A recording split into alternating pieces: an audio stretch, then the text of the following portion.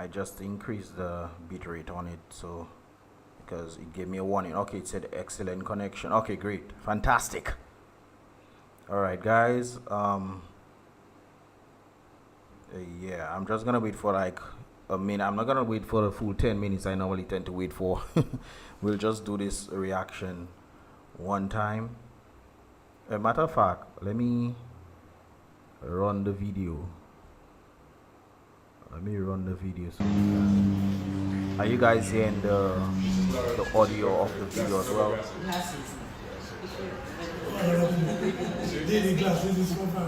Always remember instructions from the ladies. If you're hearing the audio of the video, give a thumbs up, please. We have 10 people. Woohoo!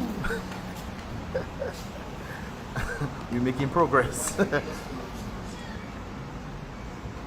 Yes, okay. Yes, okay.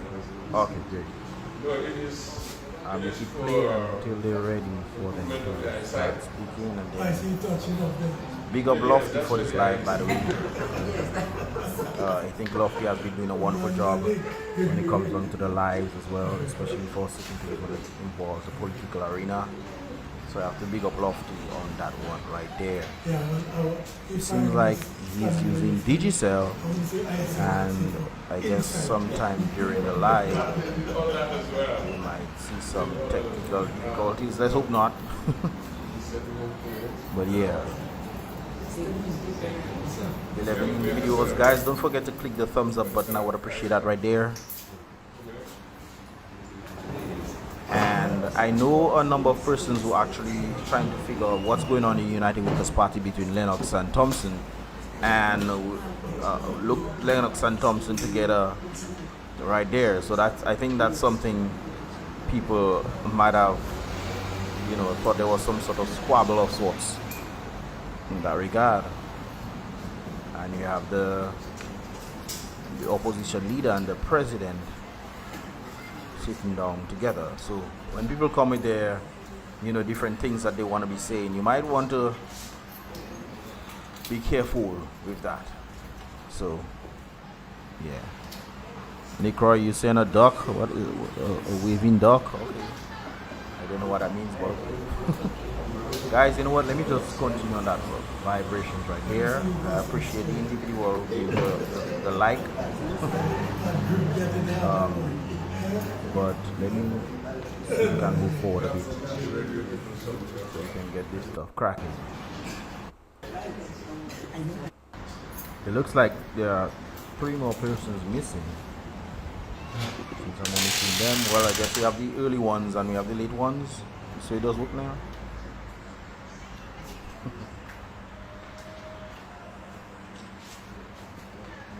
Yes, guys, share the live, share the live. That's always interesting to see. Share the live.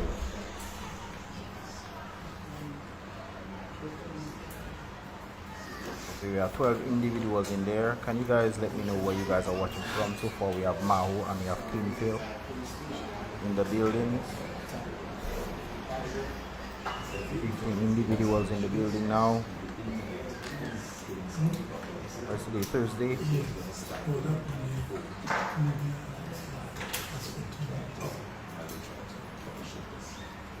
let's try it a bit.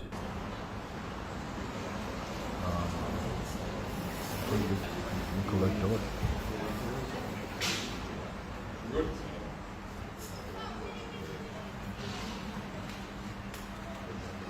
Good morning and welcome to you, members of the media.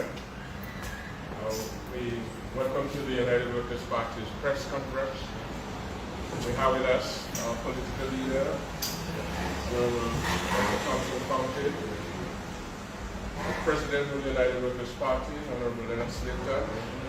We have in the audience. Are you guys hearing me properly? Danny Lucas, Honorable Emily Lodge-Dunphy, Honorable Nathan Baptist, and Mr. Soso Forozo Glenroy Coffee with us, and you members of the media. At this time, it gives me great pleasure to introduce to you to our political leader, Dr. Thompson Fountain, to address you.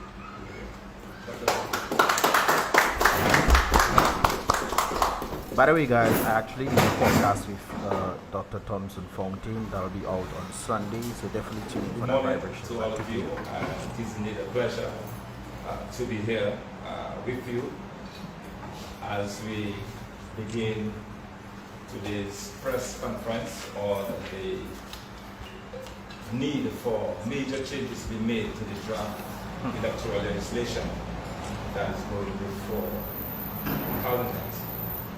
Let me say again a very special good morning to Senator Price, to all those of you who are gathered here, as well as to those of you who are listening and viewing this online. I will begin with a prepared statement, after which I will invite our President, Honorable Dennis Linton, to give you a bit more information on the struggles that we've been through, tracing the historical struggle that we've engaged on for electoral reform, and then we open up for your questions. Last month, the public was made aware of draft legislation aimed at revising existing election laws in Dominica. These followed months of prolonged public engagements, rallies, and debate over the need for electoral reforms in Dominica. It was also presented after the government spent over $700,000 to hire the former Chief Justice of the Caribbean Court of Justice, Sir Dennis Byron, to prepare detailed recommendations for bringing Dominica's electoral laws up to date. While we welcome legislation allowing for equal access to DBS radio and the introduction for the very first time of voter identification cards, we, however, believe that the draft legislation in its present form has, however, fallen far short of public expectations, and in our view, does not address some of the key issues which we believe are essential to setting the basis for free, fair, and credible elections in Dominica. The duty to maintain the integrity, or confirm rather, to one, provide some form of government-issued identification. Secondly, clearly indicate your current place of residence. And thirdly, allow for severe penalties for a person who deliberately provides wrong information. Of course.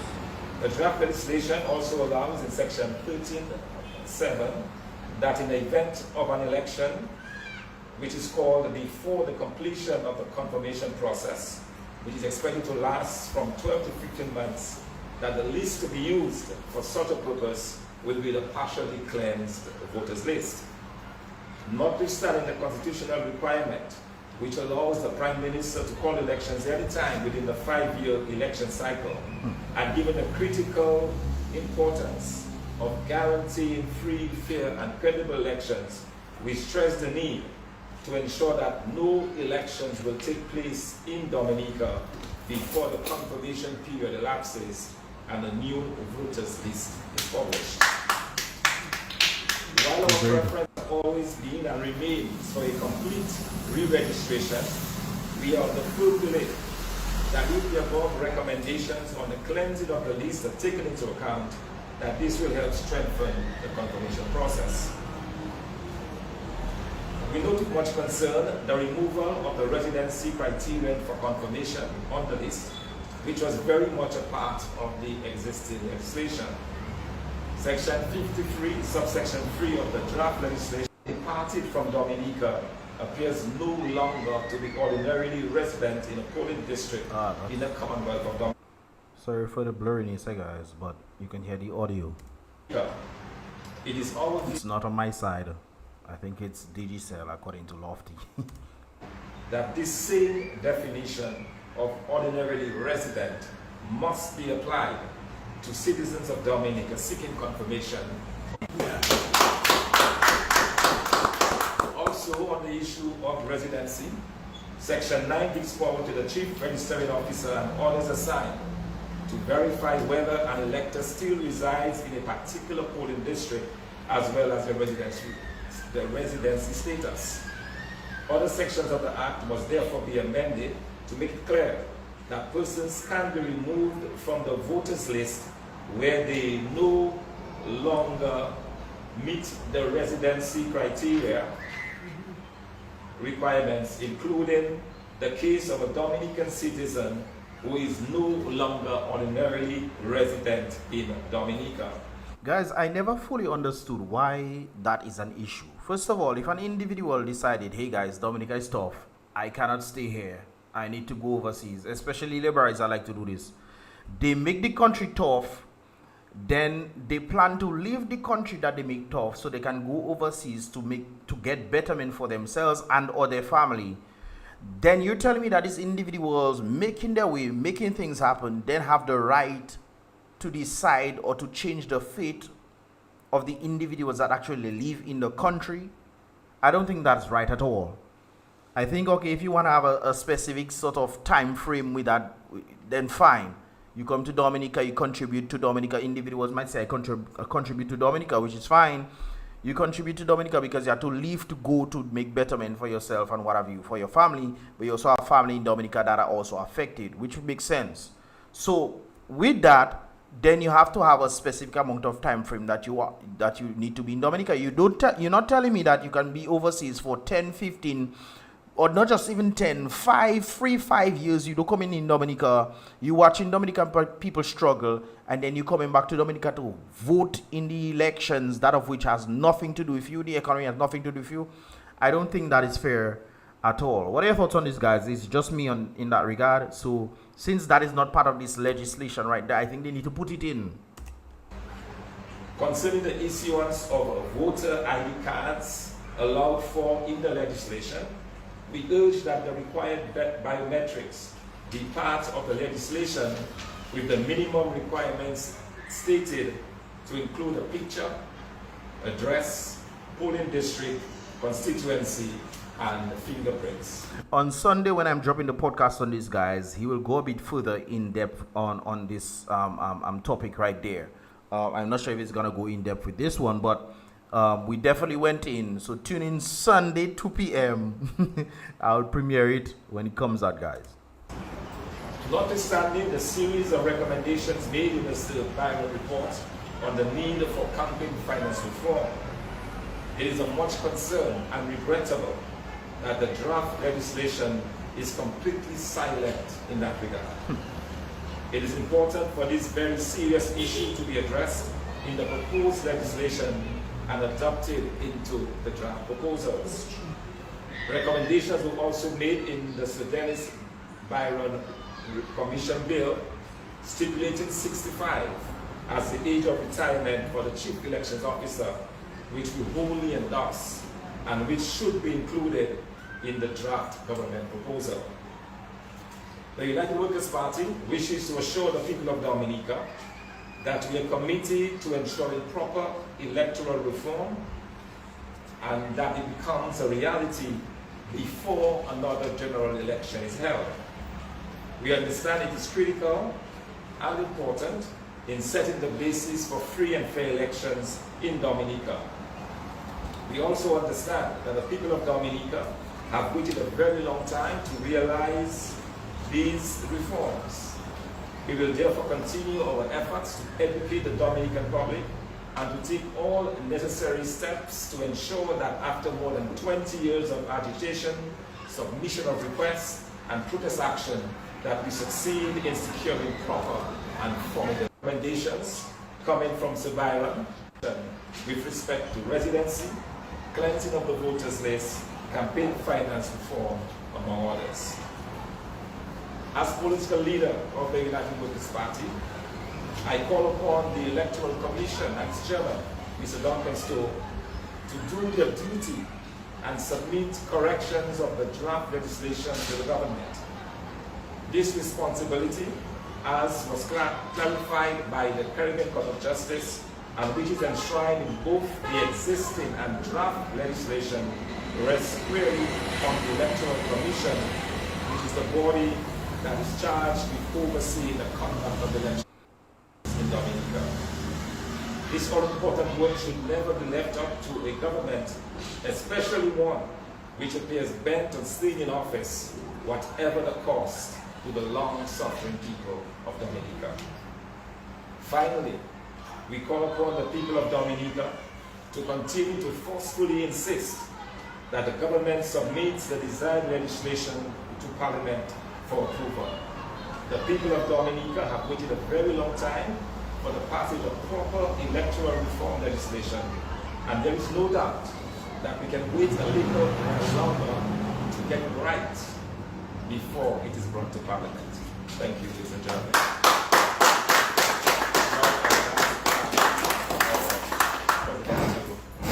It's better now.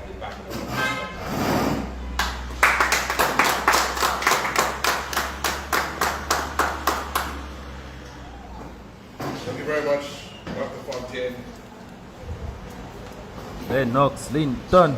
Nicholas George, General Secretary, all members of our National Executive here with us. Ladies and gentlemen of the media, it's been a while since I've been at an event like this.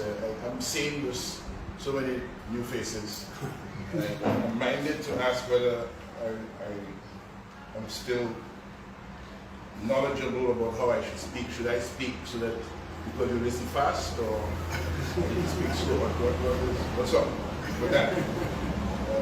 We'll work it out.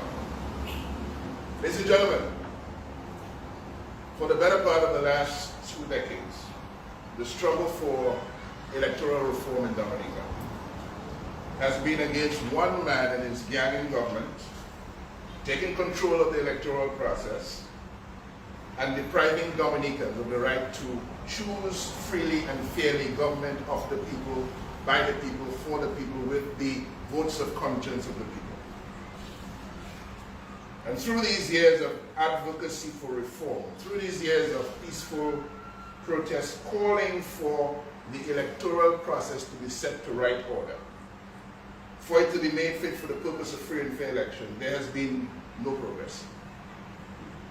At this point, you're almost getting the sense that we're shifting into reverse gear with what is before us. Yes, yes. Yep. We're not really going forward. And you get the sense that the people of Dominica have been paid for fools. They've been put on a merry-go-round. Oh yes. Trickery, deception, false hopes, empty promises, while one man is systematically abusing, tainting, manipulating the electoral process to secure his winning legacy in elections in Dominica. Guys, apologies for the choppiness. It seems like my stuff was doing a little extra thing and I had to readjust the kilobytes per second, so it seems like it's back up and normal. I know a number of persons will find this frustrating, but hopefully it's rectified right now. Anyways, let's continue. I want you to remember the March 27, 2008 email from Anthony Astafan to Roosevelt's Spirit. There's madness going on at the Absolute commission. insanity, man. So you need to call in the Dominica Labour Party nominees on the Electoral Commission, Richard Charles at the time, and Kondwani Williams. What was the madness? These guys are talking about reforms to include ID cards and complete re-registration. ID cards and complete re-registration. Madness going on in the commission. Because such reforms will undermine your re-election legacy. Yep. As the opposition will say, look, I got the widespread fraud.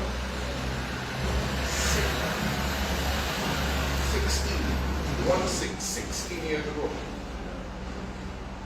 And then we come to July of 2022, after years of back and forth with the government, after the government, even in the name of reform, as the political leader indicated, so Dennis Byron, and drafts person, for somewhere in the region of $700,000 of our money, people's money, for these reforms of the process. In 2022 July, the Caribbean Court of Justice told us, having looked at election matters from 2014 and 2019, there remain grave areas of concern about how the process for these 2019 elections was conducted. Future elections in Dominica ought not to proceed with these or similar things. Now, since CCJ had made this ruling or this observation or opinion, whatever you want to call it, they have observed that something is wrong with the election, brothers and sisters. OAS came and they realized, especially in last elections, that something is definitely wrong and election should not continue with this or similar things, pretty much like what CCJ ruled in. Now, I find the outside world has found that there is something rather interesting going on in the elections in Dominica, but apparently Dominicans don't seem to find that there's something going on and something wrong happening in this election scheme. I mean, guys, it doesn't take rocket science to when you see the planes in the airport, you realize when last you see charter planes in Dominica airport, no guys. When last? During election time? Previous to that, when last you see election chartered planes coming to Dominica, especially in the droves that it was coming in? When last? Oh, remember Choxy? Okay, but before Choxy, when last? Or after Choxy, when last? Election times? So you don't think something is going on there? You don't find something fishy is happening? I mean, what's stopping the Dominican people from really realizing what's going on now? It contaminates something, it pollutes it. It makes it unfit for what it is supposed to be. So change in an electoral process severely undermine the integrity and the legitimacy of elections, which is what we have argued all along, and we need to get rid of them. The CCJ told us as much.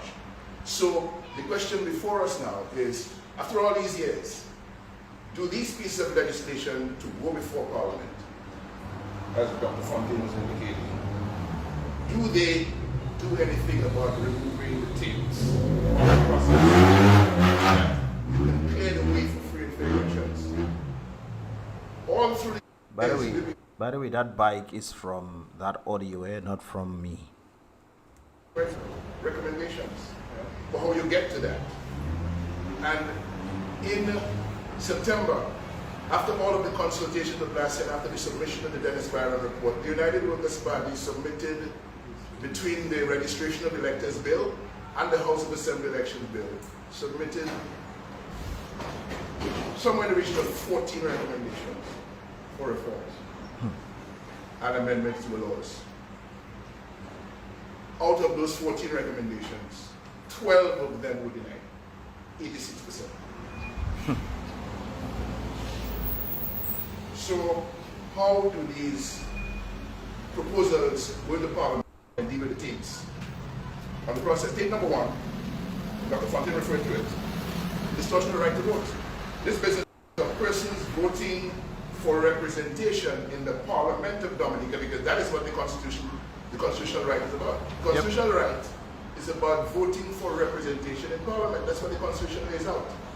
And it seems like it's very interesting that people don't realize the constitutional right. When people say, oh, SKERRIT will win again, oh, what is the point of me voting? You are literally putting your constitutional right. This is not America, you know, where people will be like, okay, there's a number of farmers, so the farmers will take advantage, you know. It's not like this, brothers and sisters, when it comes down to a liberal understanding in what the election is like. I learned election in America from the Foundation of Economic and something else. Foundation of Economy and another year. Can't remember about fee. And they were pretty much breaking it down for us. But that system is not adaptive to Dominica. So when people want to say, oh, but what are you going to vote for? You have the power to change the government. You have the power to change the government. On the United States side is the electorates. The people might vote, for example, during Hillary Clinton and Donald Trump. Hillary Clinton had more votes than Donald Trump, but the electorates made Donald Trump the president. But Dominica is a popular vote. It's who that is popular, brothers and sisters. So you have to vote. And people are literally saying, you know what, let me make somebody else do it. And to do that, you qualify by being 18 years and over, citizen of Dominica, and resident in a particular polling district. Mr. SKERRIT has it right. He says that you cannot be living in Manhattan and expect a PAL rep in Dominica to be representing your interests when the roads have potholes in Manhattan. So he knows what the representation is all about, and he knows what the connection of the representation is to residency, which is the qualification Facts. in the Constitution. So they have distorted that right to vote. And so as Dr. Fontaine indicates, this problem we have with a list that is inaccurate, a list that doesn't really reflect who should be voting in Dominica, who is eligible to vote according to the Constitution, remains a problem. And this legislation doesn't correct it. Dr. Fontaine spoke about the list. Do you members of the media know that in 2019 we used the wrong list for the election? 2019. And do you know that? That's why I like Lennox, you know, guys. The information we don't know, regular people would not know. Lennox is literally giving only the information. And people still, boy. Judge examining what ordinarily resigned, as Dr. Fontaine indicated, and felt that that was discriminatory according to Section 13 of the Constitution and allows for corrupt manipulation. And in this voter fraud, voting multiple times, voting in the name of the dead, voting with false identities. To remove the state, we have consistently recommended voter ID cards.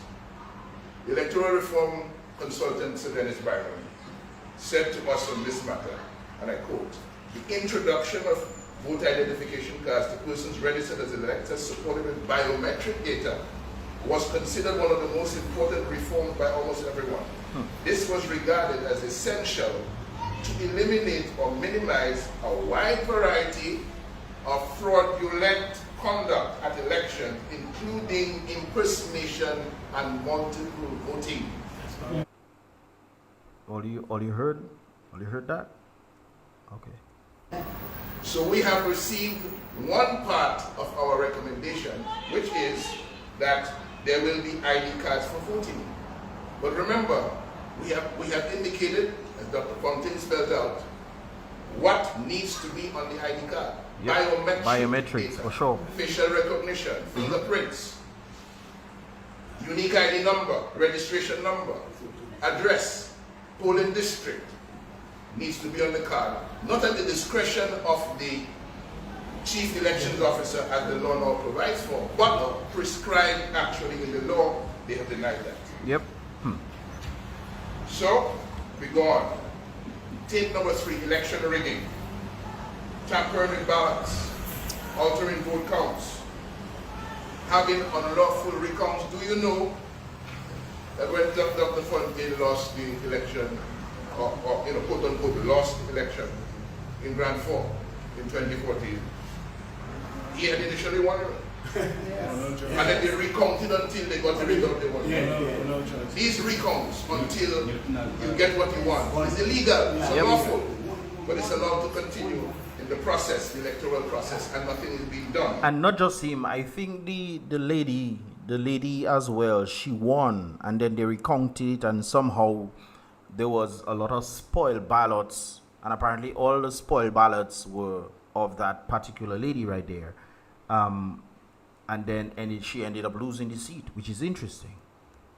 About that, we have tape number 4, bribery and treating. Offering money, gifts, other incentives to voters or election officials in exchange for votes or favorable treatment. The payment of air and sea transportation for voters living overseas, and the payment of entertainment for voters represent major deformities, major taints in the electoral process that have determined the outcome of elections. We know all about that.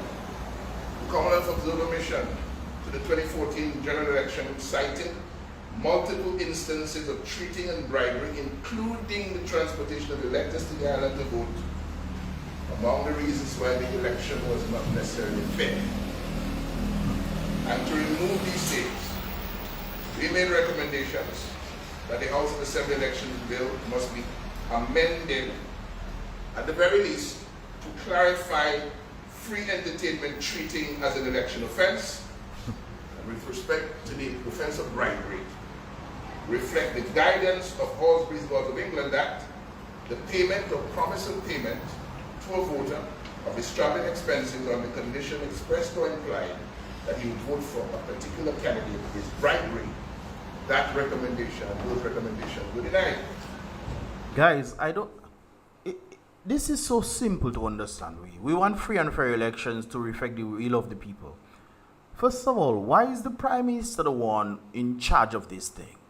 Why is the Prime Minister, when the Prime Minister come on radio or on television or wherever and come in and tell people, we are not going to be going to the villages, we're not going to, communities and have these discussions.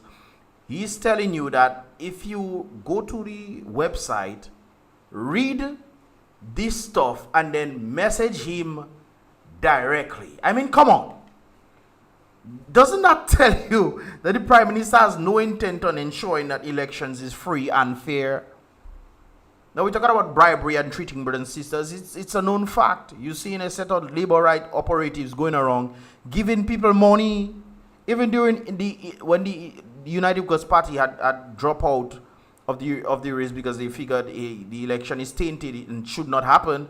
When the independent candidates were out there, I remember one particular one, she literally stated that she knows she was not going to win, but the mere fact that she was there caused her people to get some monies.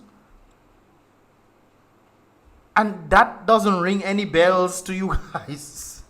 Boy. Take number 5, corruption and the influence of big money. We need to regulate election campaign financing. That is necessary because money cannot be allowed to have controlling influence in a political system such that elections can be determined and or purchased by big money interests or criminal enterprise. How on earth people going around giving people money? Giving them money just so they can vote for you. How is that enabling any sort of free and fairness, brothers and sisters? How is that possible?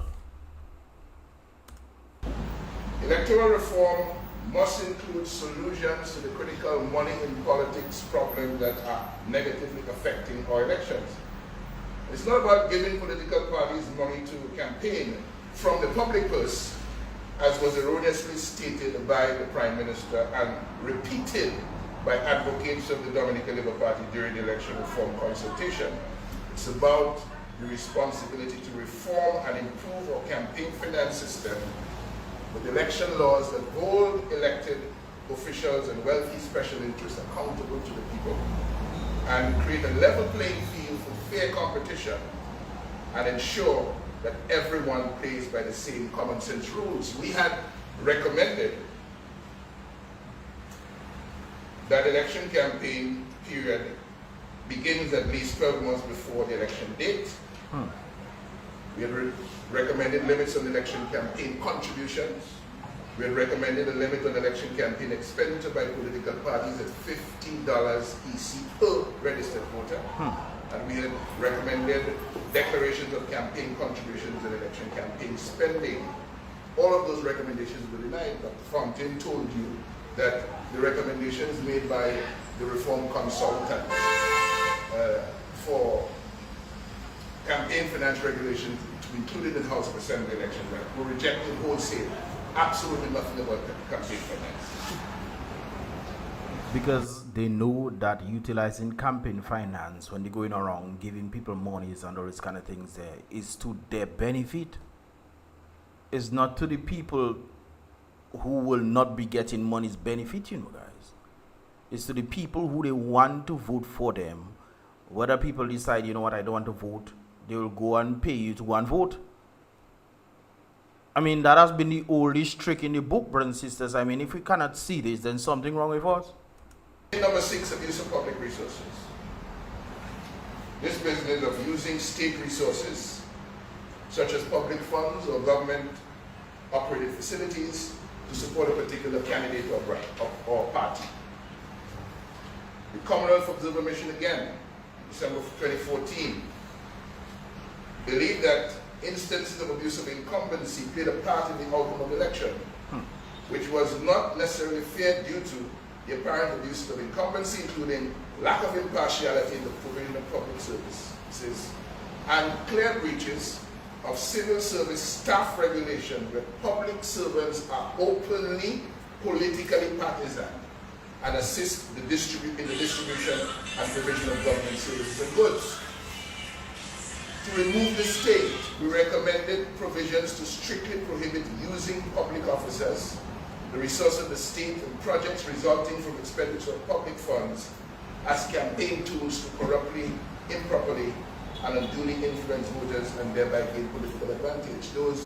Guys, don't you think that since they're utilizing state resources, isn't it possible, or even the thought or the idea of the fact that, well, the possibility that the present ruling government might also be utilizing the monies of the country to campaign against the opposition, or even utilizing the monies of the country that maybe your tax came from, that they will be giving you back during campaign, during election campaign? Isn't it possible? Recommendations were denied.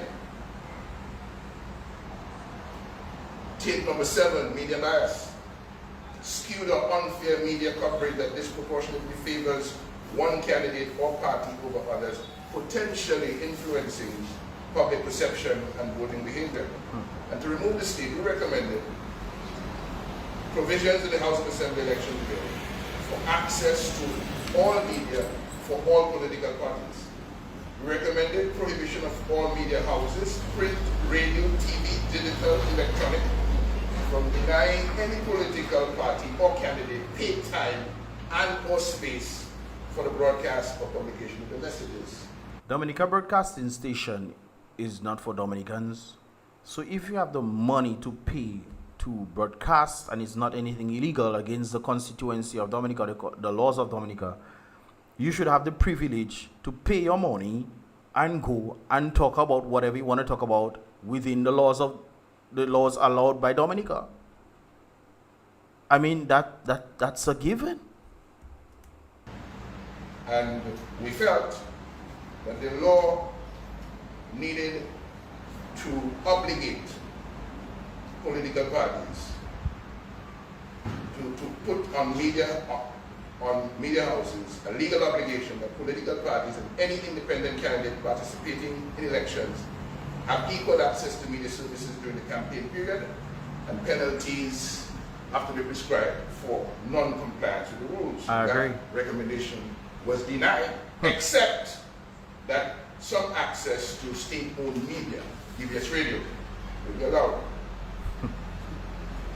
Because they know if they don't allow, it's kind of like when you have a prenup, and in that prenup, you don't have any consequence for the other person to, you know, if the person decides, hey, I don't like the prenup anymore. After the person signed the prenup, 10 years of marriage has gone, and the person decides, I want to divorce you. And in the prenup, if you don't have any clause that states if the person arguing what the prenup is stating based off what they signed, they would get nothing, then people then can challenge the prenup. It's the same thing for the election, brothers and sisters. If you allow people to come and say, okay, we'll give you access to state-owned media, right? And then during election time, they don't make you utilize the state-owned media. See, if there's no consequence to that, then obviously what would be the result of making individuals run? You could just be like, okay, we'll make you run. But no, during election time, no, you can't use it. Therefore, if you add the consequence part to it, then consequence must be followed. And that would obligate them to keep their promise. It's simple. So put the consequence in there. They detain the foreign interference. Attempts by foreign entities to influence the election results through hacking, disinformation campaigns, or financial contributions. And to remove this, we recommended that foreign persons, companies or governments, citizenship sales agents, and holders of government contracts financed by citizenship revenues should be expressly prohibited from participating in election campaigns and contributing either directly or indirectly to any candidate or party during a general election. I agree. We had the themes of intimidation of violence, intimidation and violence, as we saw in Margaret and Salisbury, more specifically, threatening or using violence against voters, candidates, or elections to influence election outcome. On the morning of elections, in the village of Salisbury, tear gas and so on. So, removing these stains is crucial to ensuring free and fair elections. True. But, unfortunately, precious little has been done. Now we hear the government is getting ready to go to Parliament to pass new and revised election laws that will normalize the formula of unlawful and corrupt electoral conduct that they have engaged to steal elections. Full swing. And that is not. Full swing. So what is needed to have free and fair elections? They're removing it. They're removing it, and they allow certain things that they can manipulate during the election time. You can use state-owned media, sure. Put in the consequence if that is not allowed. No, we're removing that. But you can use state-owned media. So during election time, they can say no. Interesting stuff, ain't it?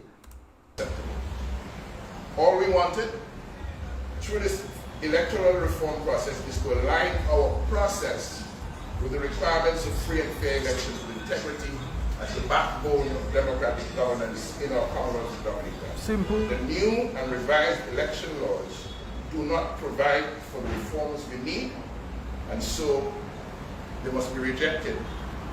And the government must agree that it is going to make the changes that the people need, as Dr. Fontaine has indicated, to ensure that process is fit for the purpose of free and fair elections. Guys, you know who can make this happen? The people. The people can decide, you know what? No. But it's interesting that SKERRIT wants to bypass the people and go to elect the parliament, because you have your representatives. Now you have your representatives who's supposed to represent you. Now if the representatives, based off how it went last time, SKERRIT put the representatives for you, and then you voted for these people, which was kind of silly and mind-boggling in the first place, because it's not you that put the people there to represent you, and you expect them to do things for you. That's kind of crazy. But these people, you voted for them. When SKERRIT goes to parliament, what do you think they're going to be doing?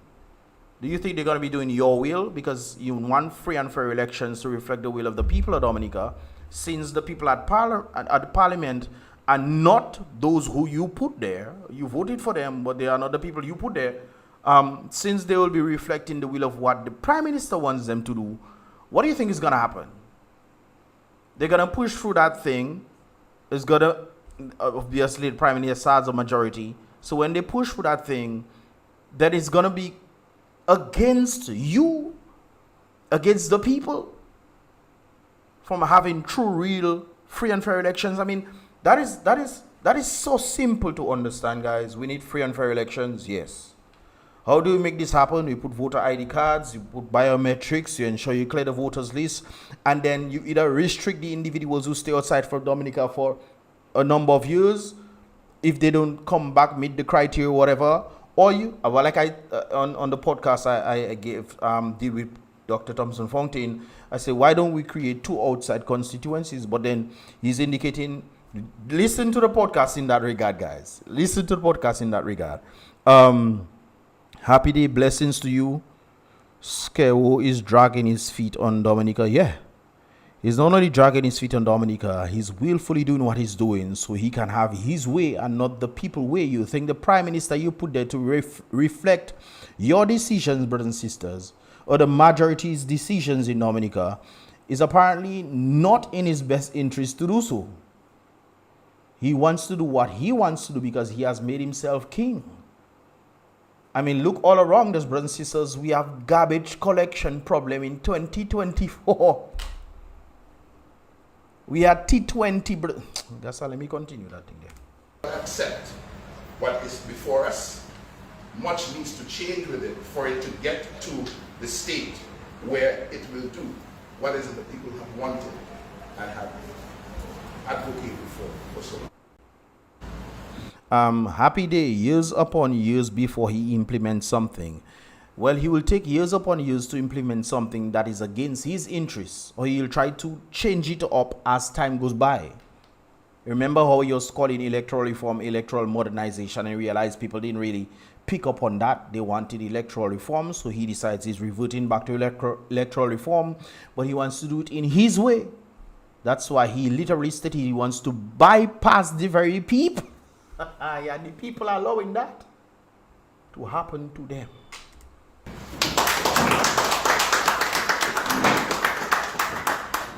Thank you, gentlemen, for your presentations.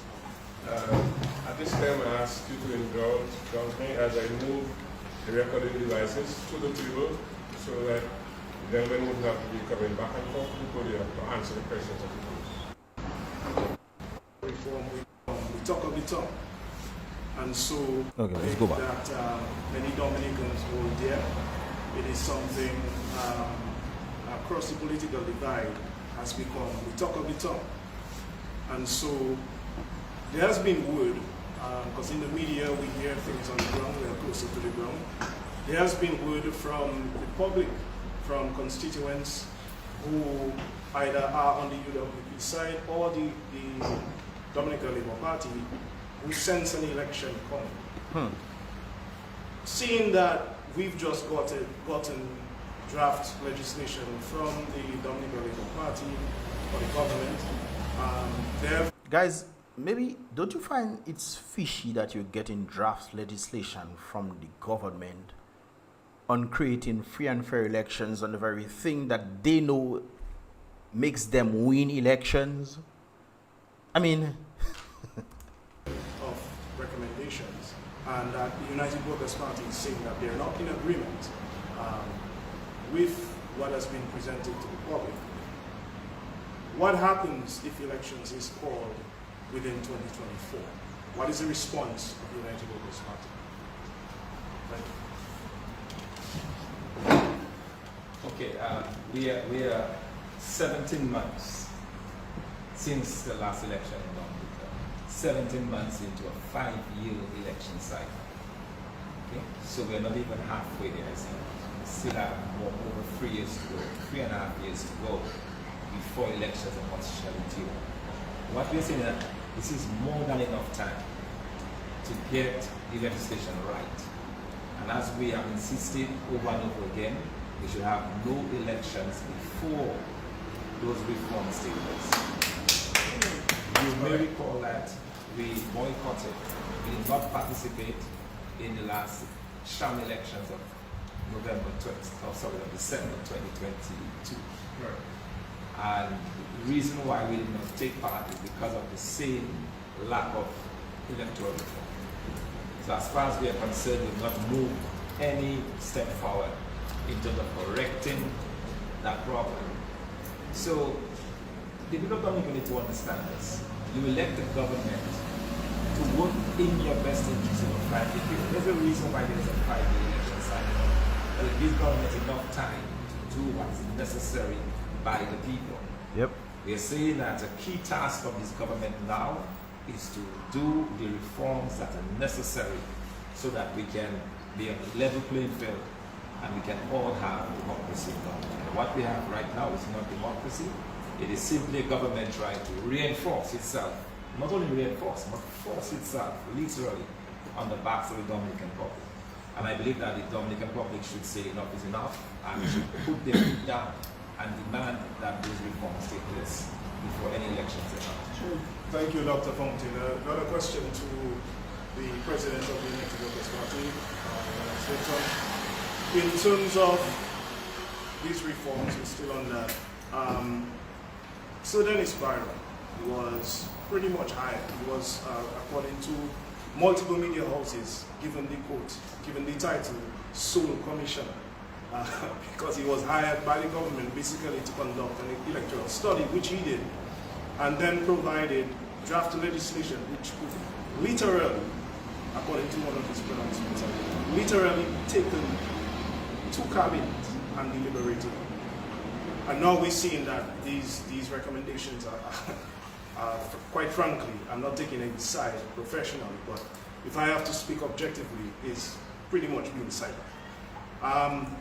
Almost $1 million spent from the Treasury. Little, what's your comments on that as one of the political figures? So, only to say that it's very unfortunate.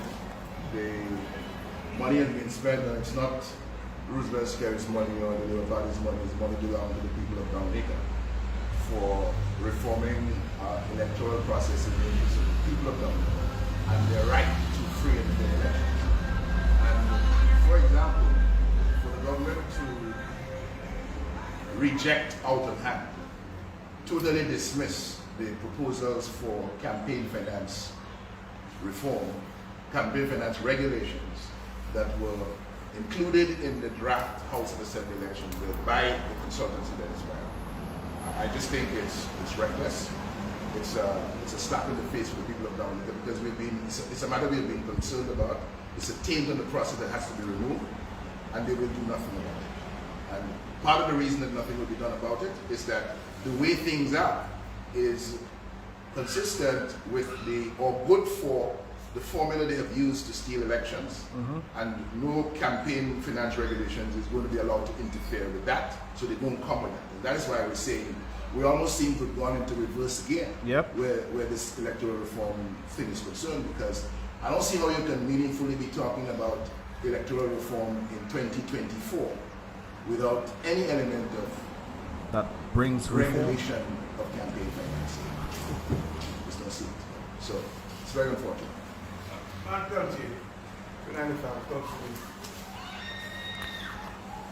see we cannot play in diplomacy here this morning. It's clear that this government has rejected the reforms from Dennis Barrow. Is the United Workers' Party going to lie or play dead and do nothing about what the people's call is? Are you guys going to play dead? You know Roosevelt Skerritt's playbook. Yeah. He doesn't care what you think. Yep. If he wants something, he's going to go for it. Yep. That's true. If Roosevelt Skerritt, as Ricky said earlier, will call a snap election, and everybody's indicating right now. What are you guys going to do? Play that? That's a good question. You know, Matt, we represent a significant part of the electorate, and from my recent observation, a significant part of the majority of the electorate now in Dominica who want change and who are simply fed up with this administration. So I believe that the people of Dominica will put time to do what they have to do to deal with this issue. Because that is one of the questions I asked Dr. Thompson Fonty. Do you believe that the people are literally willing to do something about what they can change? Because it seems like the people are defeated some way, somehow, and if you're depending on the people who can literally make the change, the people are the ones who can literally make the change, and it doesn't seem like they are interested in making a change, but they know that they are being affected by the present regime. How on earth can you solve that problem? I think I need to bring Lennox Linton onto the podcast as well, man. You never know, brothers and sisters. Let's hope and see how that goes from time to time. But I think it's very interesting when it comes down to putting the reliance on the people, because the people are relying on other people to do things that of which they can do to make the change. That is interesting, eh? The boss, the men, c'est pas Skerritt qui met. The people are the ones who will determine this. Yep. They're the ones, obviously, who are going to put him out of office. And they're the ones who are going to insist on electoral reform. After all, they are the ones who have been hurt. So they are representing the people of Dominica, a significant part of those people. But at the end of the day, it's what the people want. Yes, what the people want, sir. But I mean, you hear leadership saying, are you going to lead from the front? We have been leading, we continue to lead. The press conference this morning has been an example of this.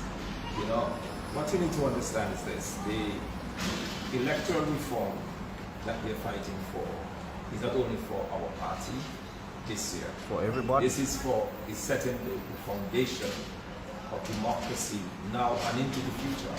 So that's why I say it's a fight in which all of Dominica should be engaged, including labor rights, including those who do not support us. Everybody, because I know labor rights are angry with the labor right or the labor right government. Labor rights are literally angry with the labor right government. Just today I did a reaction on that labor rights saying that they're fed up with the government and how the government of Dominica has failed Dominica. When labor rights come in and literally say, guys, Dominica, the party I support has failed Dominica, that tells you something. But it's one thing to say something and it's another thing to have action behind what you're saying. If you know that they have failed Dominica, then you know what you need to do. We need electoral reform. You need these things done so we can have free and fair elections, not just for the United Workers Party, not just for DLP, not just for DFP, not for SKERRIT'S Party, not for UPP, APP, all the PPs, brothers and sisters. It's for everybody. So when free and fair elections is put on the table and everybody has a free and fair playing field where they can go, they're not bamboozled, they are not treated, they are not bribed to do certain things, brothers and sisters. They're not enticed to do certain things by concerts and what have you, brothers and sisters. Then you have the reflection and the true will of the people. That is what they're saying right there. This should not be a champion from the United Workers Party. This should be a champion from everybody.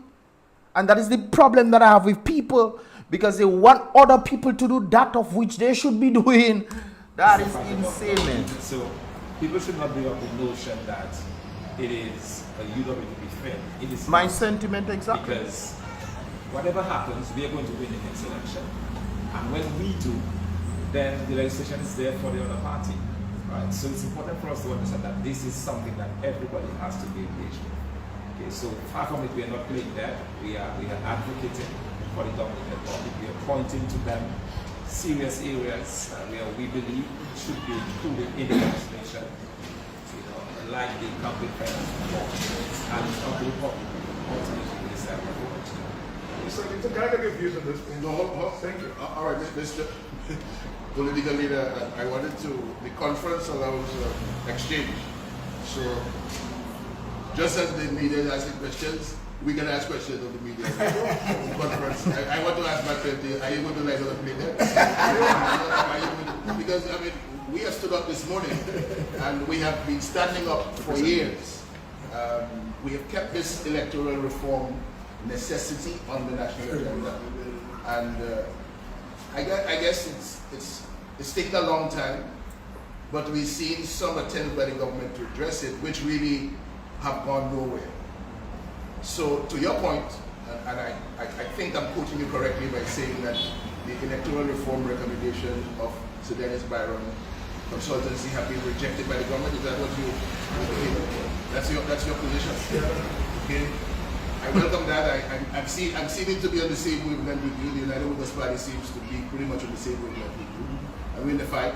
So the only thing I would like to suggest is that the media take this very seriously and help the people of Dominica to get what the people of Dominica deserve, which is a system that will allow for free and fair elections with integrity in Dominica. That's all we want. So I'm looking forward over the next couple of days to see how Manifetti. I like that. I like what Lennox did there. I suspect Lennox was reading Solomon books of because he flipped it on him. He's saying, okay, you might want to say, okay, it's United Workers Party thing, and the paraphrasing, of course. Well, we are the whole reason for this free and fair elections. We gave our views, obviously, to reflect that we want to hear the will of the people as well. And I think most of what they're saying is based on the reflection of the will of the people. But Matt, okay, fine, you say these things. Well, Matt, go out there. You are a journalist, you're in media. Well, let's see what the people have to say in that regard. Let's get them to come and talk. Bypass SKERRIT'S, say you don't want to go community or whatever. Get them to come in and say, okay, this is what we want. This is what we want to reflect free and fair elections. And keep in mind, it's not what I wanted. It's what will create free and fair elections. I think that is the big difference there. Because remember when they had this whole passing around different communities or whatever, when they I think OAS and a number of others were there. When they had that, remember, it has been stated that the government was telling people what to say. So it will reflect like as if it's the people's reflection. No, brothers and sisters, the whole point here is to create free and fair elections. And therefore, if you want free and fair elections, the basis should be how can we create free and fair elections? And if it's clearing the voters list, you cannot tell me keeping the voters list will create free and fair elections when you know that they are manipulating that list. And if they are manipulating that list, then there's a possibility that unfair elections will take place. Therefore, it should be removed. It is simple. Does not lie down and play dead, but takes the fight to the government to ensure that we get these reforms. I've been fighting Thank over you. that, sir. Thank you, sir. That system you're talking about, do you think it can be done by us in Dominica, or we need some overseas intervention, some experts? It can absolutely be done by us. Yep, you can. Yeah, Because it should reflect the will of the people. Why are we always looking for some sort of savior? That's one of the things I don't understand, you know. The people always looking for some sort of savior. It's not looking for a savior, no, brothers and sisters. It's looking for somebody who has your best interest in mind. Because you are putting them in positions to do what? Put your best interest in mind. Why are we always looking to have some sort of savior of sorts? If that person is not doing your or putting your best interest in mind, you should fire them. It's simple. I think the people of Dominica are those who are the ones to gain and lose. All right, and notwithstanding the influx of voters from overseas, ultimately it's the people of Dominica. Exactly. Who are suffering. It's the people of Dominica who are feeling the effects of what the Haitian now calling pay at pay. You said that day. When Haitians come to Dominica, Haitians, with all the struggles that they have in Haiti, well, certain parts of Haiti, but generally speaking, the political atmosphere of Haiti is not the best. When Haitians coming down to Dominica and check him out, where I be then? Best stay in my country, man, or something. Or they trying their best to go somewhere else, brothers and sisters. Dominica is one of the freest places on planet Earth. And within the freedom of Dominica, you mean to tell me you're feeling oppressed? Make it make sense to me. It's fallen. That's what the Haitians are saying. That's why they're leaving. So I remember one point in time, Haitians were just all over Picard.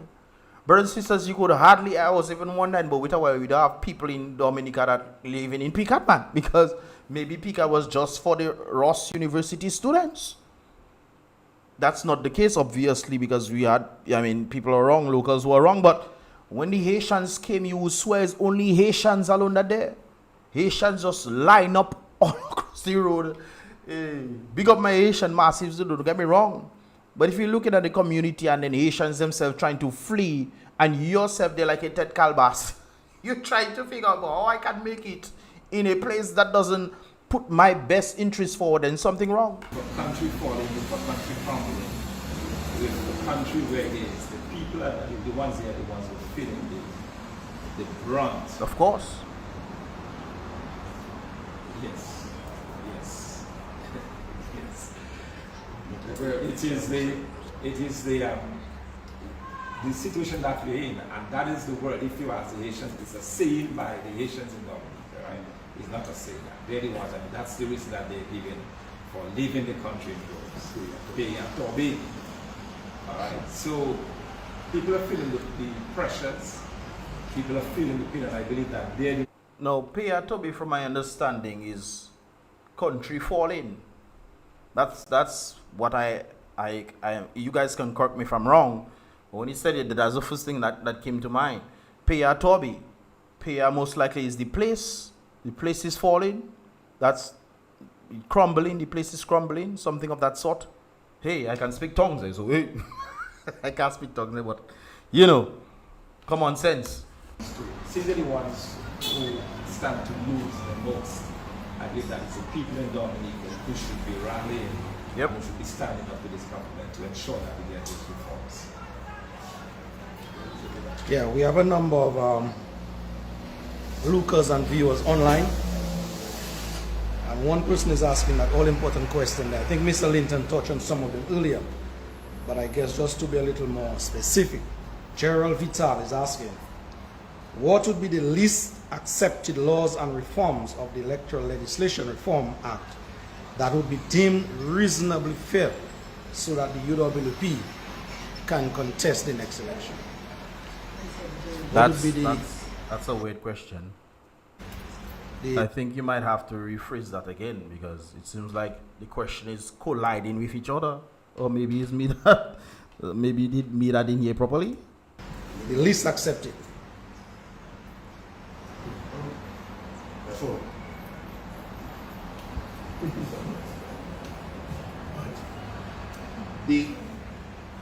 Dr. Fontaine opened up with the very important matter of residency, which is the fundamental criteria, qualification for being on the register of voter, that you must live here, that you must be 18 and over, that you must be a citizen of the country.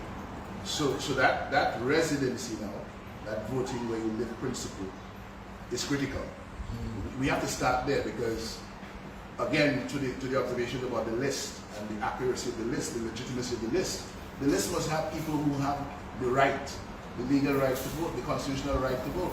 Right? And the Constitution provides that you can only vote in Dominica, you can only be on the list of voters if you are living in a certain polling district in Dominica. So when you no longer live in that polling district, when you have relocated overseas, Mrs. Skerritt says you cannot be overseas and expect representation in Dominica, which is what you voted for. Your representation must be where you're living. Makes sense. You are not voting. People coming from overseas to vote for what? You are voting for representation. You are voting for representation and you living overseas? So that doesn't make sense. That doesn't make sense. So therefore, only the people who want representation within the place that they are living should be the one voting. That only makes sense. True or false? You're living. So we have a problem right here that has to be fixed. The government with this legislation is trying to move away from the disqualification of persons living overseas for more than 5 years and make it a situation where, as they campaigned for during the consultation process, once your name is entered on the register, then it will be always on the register. So you always have a situation where you have so many more persons on the voters register than persons who are actually resident in Dominica, which in itself is an absurdity. Yep. So we start there with the list of voters, with the distortion of the right to vote. That has to be fixed as one of the minimum standards. The question of ID cards, we have moved away now, happily, from this business of whether it's going to be a national ID card. It will be a voter identification card, but it must include, by law, by biometrics, law, the features, biometric data, facial recognition, fingerprints. It must include unique identification number, voter registration number, polling district, address of the voter, etc. That's not the discretion of the Chief Elections Officer as the law now provides for. It's a prescription of law. So in other words, they have accepted certain things. So no longer they're saying, okay, we don't want to give you voter ID cards. Skerritt was saying no voter ID cards. Skerritt said, okay, fine. Voter ID cards, but no biometrics, none of these things there. So what is the point of a voter ID card? Boy, look, hey. Talking about the same thing with DBS. Okay, you can use state-owned media. They put, okay, well, if we can use state-owned media, there must be consequence if that is not allowed. They say, okay, you can use state-owned media, but no consequence should be allowed if you don't get to use it. On these two, remember the email? Madness is going on at the commission. You're thinking of voter ID cards and complete registration. That's what we want to do. ID cards, so we have to fix that. That's a minimum requirement.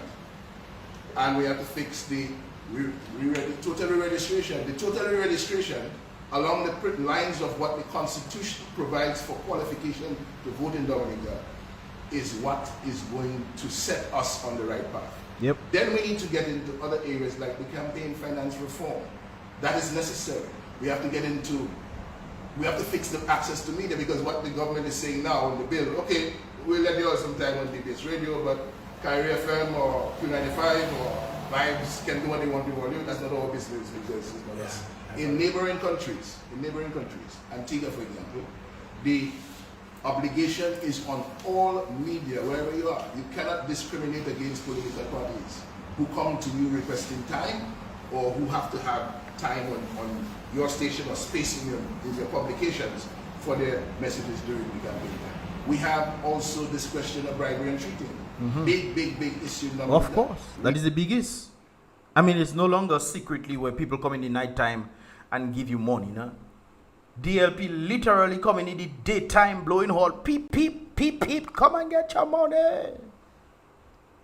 And nobody find that strange, brothers and sisters. That is the complete opposite of having free and fair elections. Bribery and treating, bribing you to come and vote for them. It's interesting, people always think that they're obligated to the individual that giving them money. It's your money they're giving you, and you feel like you're obligated to vote for them. I find that baffling. We need the law clarified in terms of free entertainment treating, and we need the law to be clear that when you pay for the transportation expenses of people from overseas to come here to vote, on the condition expressed or implied that they will vote for a particular candidate, that is bribery. So those are some of the considerations for a minimum program that's acceptable for reform before we say, okay, everything is looking like we can work with. Right now we have practically nothing, but the government has basically given nothing on the agenda of proper reforms to make the process fit for the purpose of free and fair election. What SKERRIT will say, well, all you ask for voter ID cards, they give only voter ID cards. What is all the problem? That's what he'll tell his people. But I realize it's not just voter ID cards. What is in the voter ID cards that will make the difference? SKERRIT will go and tell, but I give those people voter ID cards, they want voter ID cards, they still beefing. I tell those people they can use state media, they still beefing. That's what SKERRIT will tell his people, because the people choose to remain ignorant. They choosing to remain ignorant. They're not sticking to ask questions, but SKERRIT, but they say they want voter ID cards, you give them voter ID cards, and still have problems. They wouldn't say, but question mark, why is that? They will just accept it, but these people have nothing to do. I mean, humans have a problem. Oh my God, humans back in the day were not like this. No, brothers and sisters, we live in modern times, and we think we are the ones that are wise because we can create technology and robots that can do things better than us. When back in the day, mankind used to utilize their bare strength and their bare mental capacities to do things, brothers and sisters. Even to today, they're trying to figure out how the pyramids were built with such limited equipment, brothers and sisters, because our minds have become so weak and feeble that what they did back then seems impossible without the technology that we have today. Humans, we brothers and sisters. Right now, I asked a friend of mine a question in mathematics, and she said, the wrong answer, whatever. And then she check in, well, she have a calculator, she can use a calculator. I check in, but back in our days, brothers and sisters, primary school, when your teacher stand up and tell you, this times this, you have to give like 2-3 seconds to answer it. If you don't answer it, you stay in standing. Brothers and sisters, when they used to give us times table, you used to do that like clockwork. You think children can do that? I ask a child 3 times 3 is what? The child tell me 6, we. So, Mr. Linton, 3 times 3, I repeat it, she says 6. That is the future, we. And we think we're getting wiser, brothers and sisters. I mean, come on. what I'm understanding from in terms of a backup question to that, the idea. We need voter ID cards, not national ID cards. We might need national ID cards, true, but we need voter ID cards for elections. And they need to have all our stuff. I'm not a person for biometrics, brothers and sisters, because I think they can take your biometrics and put it to find information. Next thing, everything is biometric, blah, blah, blah. I am not for biometrics, but it is necessary to have free and fair elections. Therefore, I would mind giving up biometrics data to have free and fair elections. Therefore, it will reflect the will of the people. Of confirmation, or the process of confirmation that the government is pushing at and has put on paper. You guys are not interested in that process at all in terms of the confirmation. What are you saying? Total re-registration? Total re-registration. Okay, cool. Dr. Fontaine has made some observations about the actual confirmation process that is proposed. Mm-hmm. You know that the Prime Minister is saying one thing about overseas confirmation centers and something else is in the legislation, so they'll fix that. But our preference has always been and remains total re-registration. Okay. Let me quote Mr. Prime Minister. He says every time you guys ask for electoral reform, you have been asking for electoral reform for a little while. And every time he gives electoral reform, his way. His way. I like that. Matt, every time he gives electoral reform, no. He gives electoral reform his way. Keep in mind, The Prime Minister paid a man to go and do electoral reform for Dominica. When he got it, he did not like it and he rejected it. There was one that was previously done before that, and he rejected it again. So when it comes down to him giving voter ID electoral reform, we have to be mindful on the way that we stay in that. Far from it, I think we have been fairly consistent. If you go back to 20 years ago, what we've been asking for then, what we were asking for, that we're asking for now, we have not changed. The problem is that Mr. Skerritt has not given it. He has not come anywhere close to what we believe, what the CCJ agrees is proper electoral reform, also what is in his own expert that was hired, what he's suggesting, and also best practice for the Caribbean region. So, no, of course, the goalpost. Of course, Skerritt wants the voter electoral reform to suit himself, because that is what he's using to win. I indicated in a reaction earlier on that I do not believe majority of Dominicans want Skerritt in government. I do not believe it. It's just that the majority is staying quiet, and the minority is making enough noise to make you believe that it's the majority that has it. And on top of that, Skerritt is also utilizing media. He's also utilizing money and a number of things to sway people whether to vote for him or not to vote at all. That is what is happening in Dominica, and the people will see this happening. You cannot tell me people not seeing government going around giving people money. I have received how much check? I remember a friend of mine sent me $15,000 check that the government gave them. I wouldn't say who, but the person took a picture of that for me and said, look what I got, $15,000. So nobody can come and tell me that the government doesn't give people money during election time. Who, me you telling that? This particular is still with this ball somewhere out there to come on that particular field. Let us play on this field. It's not there as yet. Have you gotten in touch with the observers that were here to monitor the process? No, but I feel that I still believe that our battle is with this government, and that's where the battle should begin. Observers come in, just observe an election, and that's rightly what they should be doing. And keep in mind, observers, because I don't think you guys know this, but privately the observers had a different thing to say. Publicly they had to go based off what laws were written. This is why when the observers came, I think in 2019, they indicated based off the laws. They cannot go and give their opinions. They know that something is wrong, but it is the laws. This is why one of the things that the observers gave that the laws need to be changed. Electoral election laws need to be changed, because some of them are outdated, and that is what the government is using to capitalize so that they can constantly win elections, especially when it is not upkept or certain things are not upkept. This is why defining bribery and defining treating is necessary, and they don't want to put that there. Take your recommendations on board. No, but these same observers have been making recommendations for years and years and years. The same recommendations that we have endorsed, Yep, that were proposed by Sir Dennis, are the same recommendations that those observers have been making. And keep in mind, when Skerritt called the 2022 elections, Dennis Barron had sent the draft for him a month ago. Because we got it, brothers and sisters, we put it out there. Skerritt will call elections, and after elections, Skerritt call and I'm coming and say, oh, he did not get that memo. You mean to tell me it was all over social media? The opposition had it, everybody had it except Skerritt. Everybody had it, and then after elections in 2022, Skerritt come and say, oh, he didn't receive it.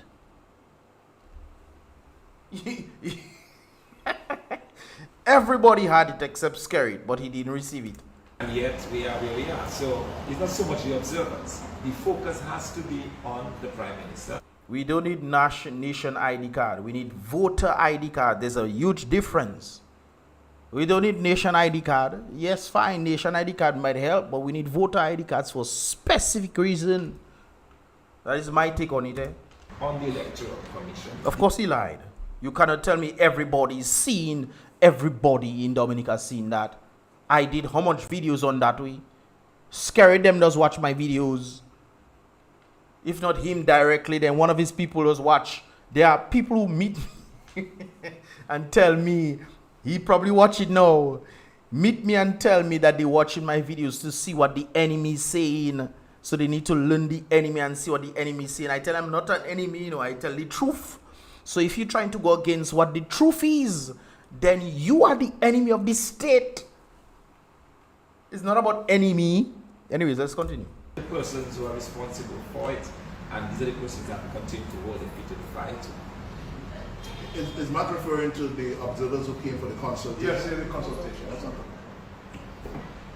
Yes, we just accredited Mr. Leroy Coffey as a member of the media. So, sir, you can now ask questions. Yes. As a bona fide elector and registered in. Big up Soso, man. I have to bring Soso on the podcast, you know, guys. I have to bring Soso because Soso is one of the real ones. Soso is one of the real ones. Big up Soso one time.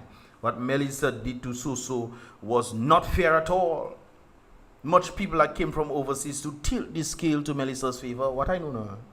What I To Central constituency, and for those who want to research it and to agree that I'm talking the truth, Derek Coffey, registered representative. I have a concern regarding the whole process of electoral reform. In recent times, we have heard the Prime Minister hold on. stated that. And guys, when I talking about Glenroy Soso, when I talking about him, I'm not talking about a guy that come and tell me things, you know. I'm not talking about a guy that come and tell me things. I look at Glenroy Soso from a distance. I see the things that he's been doing. Some of the organizations that hired me to do certain things, he was within the realm of things. And one of the things that I asked him, are you getting paid for this? He tell me no. He's not getting paid for this, but he wants to ensure that the people of his community are being helped. There are a number of organizations in the United States that send down certain things, and sometimes I have to go and record some of the stuff to show them that things have been distributed so they can send back and show to other people so that more things can be sent down. And he was doing it voluntarily with his vehicle to help people. So I don't just big it up Soso for bigging up Soso. Soso self didn't know me, you know. He didn't know me. It's later on he got to know who I really was. Somehow is over with consultation. And I don't think he was speaking on behalf of the Electoral Commission, which of course is an independent body and is mandated by law to execute electoral reform on behalf of. It should be an independent body. How then the Prime Minister come and tell people, come, read, go to the website, read, and then message him directly?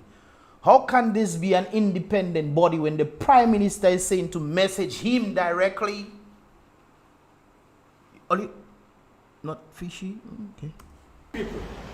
So I hope by the suggestion of the Prime Minister that the electoral reform, the Electoral Commission will not abdicate its responsibility to continue to advocate on behalf of the people with respect to reform. What advice do you have for them? Because it appears that while the government, yes, of course, they may be over with consultation, but it doesn't let the commission forget that they have a draft legislation before them, and obviously a draft would mean that they are given it to look over. No, keep in mind, guys, I'm not saying that the government should not participate, you know. I think the government is also normal citizens as well, therefore they should have a say. But they should have a say as a normal citizen. You cannot be above another citizen telling the citizen to go to a website and then read this stuff to send it to him. It's not him it should be sent to, it should be sent to the electoral independent body. And the independent body, first of all, I think the independent body should show no sort of partisanship at all. Because then that reflects some sort of, you know, maybe they should have some laws that say that these people cannot vote and cannot get involved in elections because they are the ones who are solely responsible for independent, to ensure that there's free and fair elections. There should be something of that sort. I remember back in the day we used to talk about the Madam Speaker of the House. Madam Speaker of the House should be impartial because she's supposed to be the one that thing. Now, today we have a Mr. Speaker of the House that is clear. He on campaign trail. The man on campaign trail talking about us. Mr. Speaker of the House. Really? And obviously, I need to bring, why is his name again? The Speaker of the House. Why is his name again? I need to bring Mr. on the podcast, man. Let me ask Mr. some questions. You think Mr. They will ever come on the podcast, boy? Hey. And we make. So I would like to know. But I waiting for one specific one for him to tell me he coming on Portsmouth. Because he tell me anytime he Portsmouth, he to check me. I waiting for you, eh? And I know you watching this live. I know. I waited for you, eh? Yeah, boy. What advice you have for them? Because I don't want them to drift too far away from what the Prime Minister said. The Prime Minister is not the Electoral Commission. The Prime Minister has Exactly. no jurisdiction over the Electoral Commission, except that the government, of course, will make resources available with respect to making the monetary allocation requested by the Commission. So That's how it should be. Let me follow up with you. He also said that they can make the comments, but he has no obligation to implement the comments. right. Thank you, man. Thank you. I just want to make. Yeah, you know, in my opening statement, I made it very clear that as far as we are concerned, in the United Workers' Party, the Electoral Commission has a responsibility to the people of. By the way, guys, I would appreciate if you click the like button on this here video. I see about 50 something of you guys are in the building. It's been a while since I've been on this thing, so I appreciate all the individuals who are part of these here vibrations. Don't forget to click the like button, brothers and sisters. I would appreciate that right there. Let's continue. And their responsibility is to oversee the conduct of elections.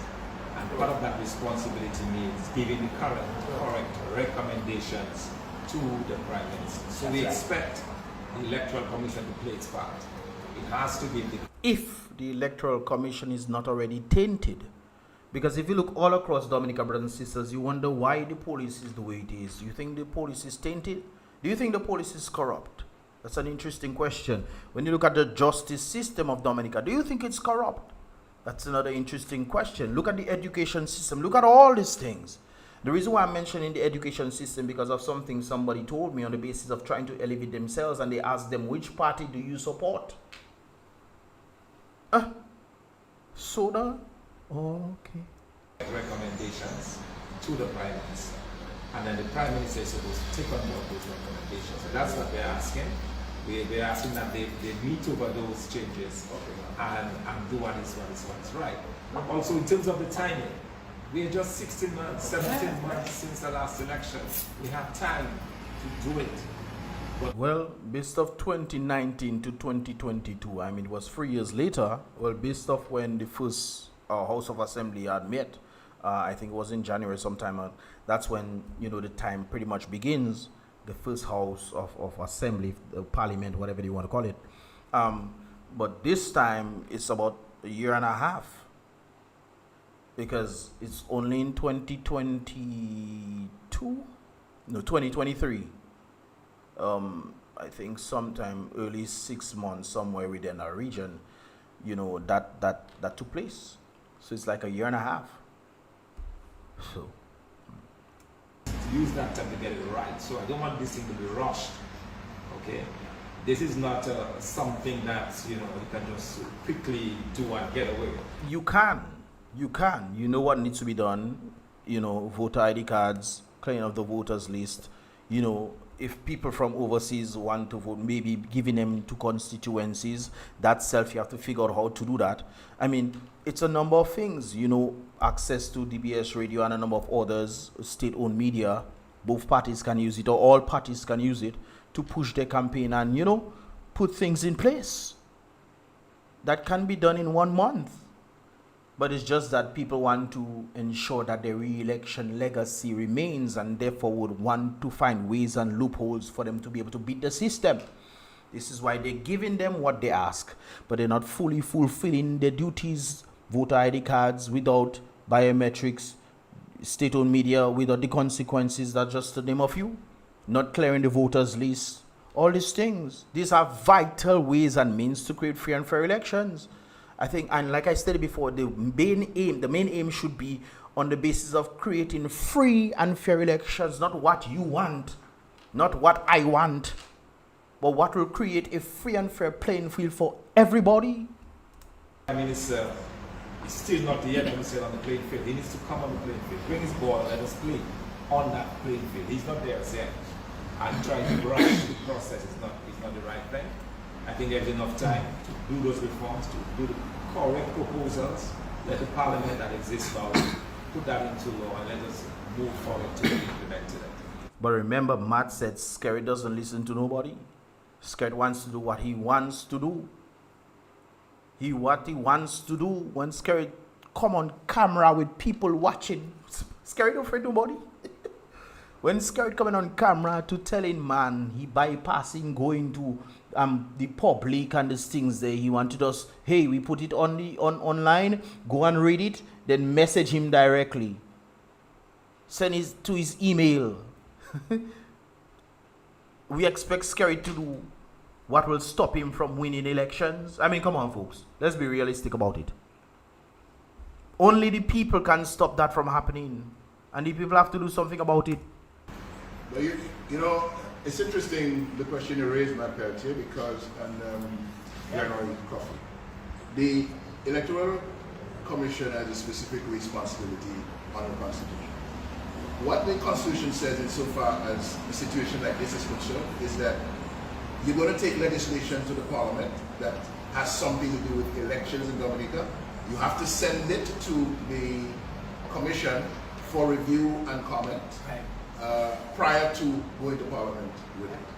And the Prime Minister has done that. But to your point, he has also indicated quite clearly, nowhere in the Constitution does it say that he has to accept the advice that is given. You see, so even if you were to read the letter that they put online and then you message him directly, he doesn't have to take it. He can do what he wants. Scared boy. I take my time with these things because it's important for people to pay attention to what's happening. This is our country. Give a thumbs up to Lennox Linton right there, brothers and sisters. I think that is absolutely phenomenal what he has done. Absolutely phenomenal what he has done, man. Making things aware. I didn't even know last election they used the wrong list. This country is your country. And in the Parliament, the people especially, the people expect honorable conduct from those who represent them.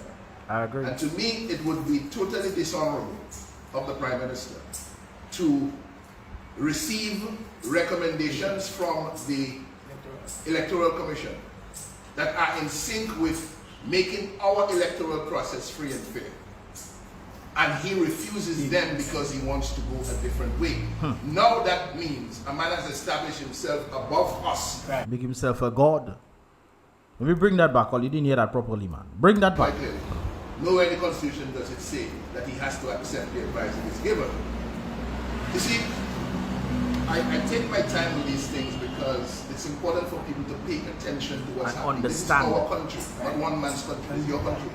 And in the Parliament, the people especially, the people expect honorable conduct from those who represent them. And to me, it would be totally dishonorable of the Prime Minister to receive recommendations from the Electoral Commission that are in sync with making our electoral process free and fair. And he refuses them because he wants to go a different way. Now that means a man has established himself above us as Lord and Master to do what he wants. As king, Skerritt has made himself king. Nobody put anything forward for him to be king, you know. He made himself king. Whether he should be prime minister or not, brothers and sisters, he knew out of all sorts of money being spent to bring people to come and vote for him. He has made himself king despite what the people reside in Dominica, the majority, like I have indicated before, seems to be against Skerritt. But because he has brought in a number of persons to tilt the scale, he has made himself king. And he wants to preserve his kingdom. It's not his mother and father that pass it on to him, you know. He just made himself that way. And people seen it happening and they just... We sit down and say nothing. And I want to go back to BrBpTV's term earlier, lie down and play dead. So, no, we don't intend to lie down and play dead while any of these things are going on. And then just very briefly on that as well, which is the same thing that we're saying, and coming back to a question I was asked earlier about the calling of a snap election. It's the same kind of thing. The Prime Minister will lose every shred credibility if you were to call an election without electoral reform. Because electoral reform is not the passage, it's not even the passage of the reforms. It is the actual carrying out. So after the legislation, either the re-registration or the confirmation of the voters list must take place. That has to take a certain amount of time to be done. Now, if you were to do re-registration, that would probably take 3 months. It can be done in 3 months' time. And that's the reason why we are asking, because if this Prime Minister has any semblance of respectability. He doesn't. That is the point I've been raising. When he was there, that's the point I've been raising. The Prime Minister does not have it. We're expecting a dishonorable man to do honorable stuff. It doesn't work like that. Especially if that man knows if somebody comes in office, I might face jail time. The man will do anything and everything in his power to make sure no jail sees him. None. He will not call an election before the reforms are in place. Okay? Even putting it before Parliament is not enough. We have to make sure it's carried through. Voter ID card issues, and after that has happened, that is when he can call elections. If he does that anytime before that, any credibility which he still has, I think, will be sadly lost. Prime Minister has no credibility, you know, guys. I mean, look around the Caribbean Prime Minister's thing. The Prime Minister Dominica is an idiot. More or less. Yeah. Before Just two, you yes. ask a question, I just want to draw something to our attention. We had a similar situation. And the reason why I'm saying this, guys, let me bring this back a little. The reason why I'm saying this is based off the question the Trinidadian journalists had asked him.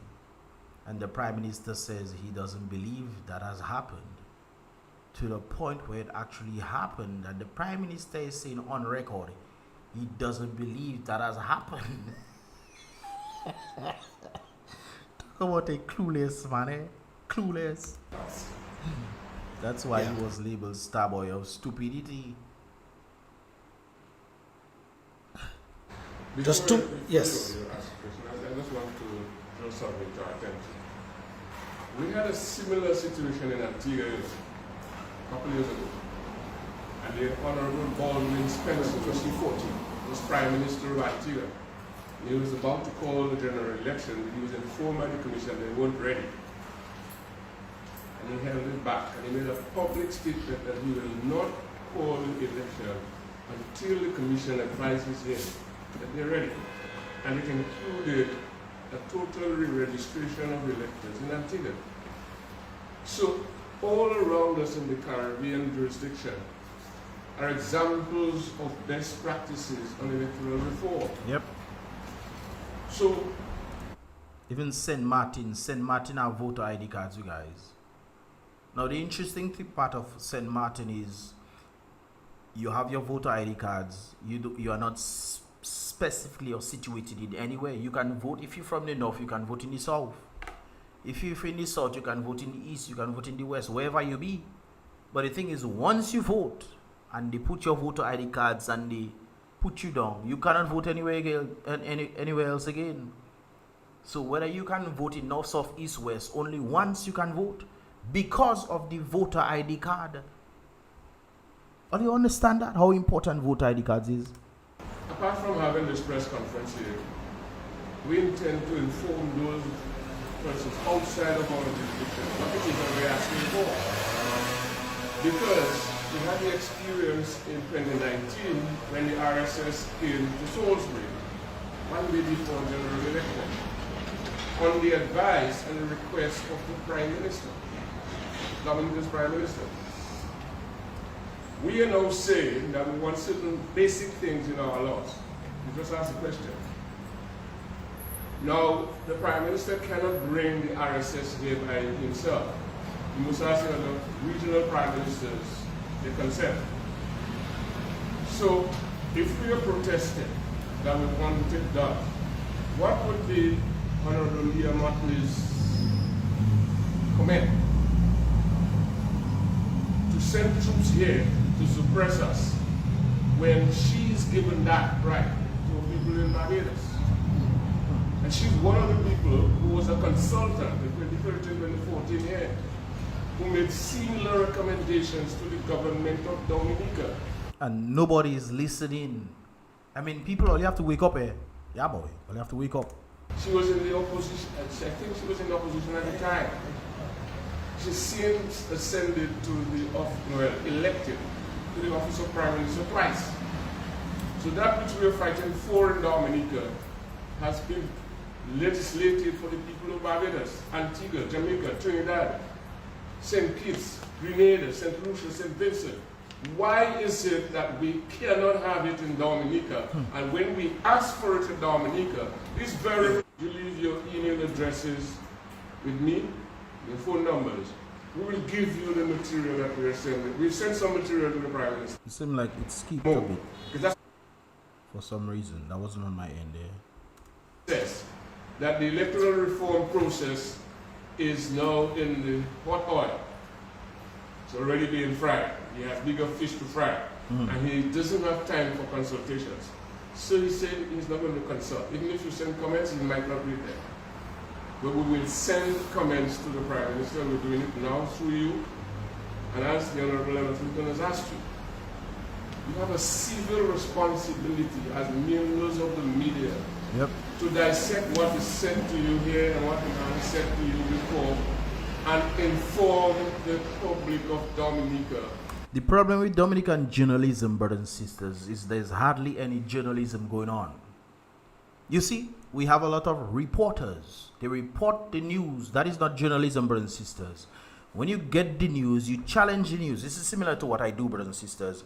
When I get the news, I challenge the news. I look at the pros and cons. This is one of the reasons why I tend to have the reactions in the way I do them, more of a grassroots kind of mentality in that regard. But still, you challenge what has been reported. And then you weigh the outcomes and see. Sometimes you get the evidence, sometimes you don't get the evidence. You give your views based off what makes sense. That is true journalism. What we have in Dominica is people just reporting what other people say and then they have it as facts. That is not journalism. A lot of people just pick up stuff because there's this person in court and the person ended up that's what the judge ruled and whatever. They just report the news. This is not journalism, brothers and sisters.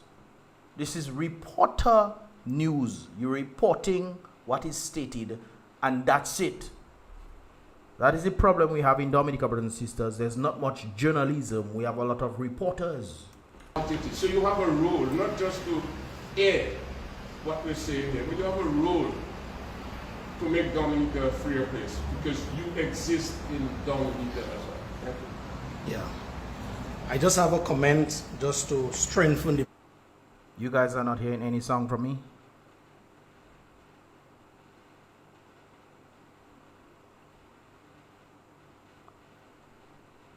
No sound? Are you guys hearing sound? I think your volume is low or something. Because I just listened to the... Yeah, I think your volume is low.